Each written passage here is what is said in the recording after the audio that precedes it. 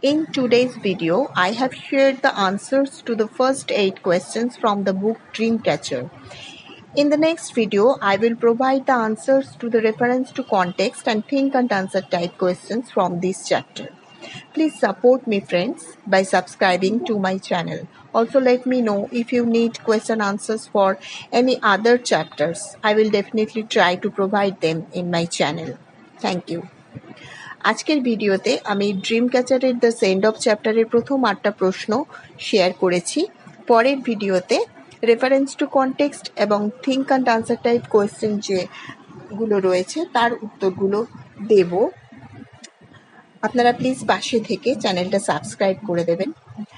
যদি আপনাদের অন্য কোনো চ্যাপ্টারের কোয়েশ্চেন আনসার্স লাগে সেটাও আমাকে জানালে আমি অবশ্যই সম্ভব হলে প্রোভাইড করে দেব। নমস্কার।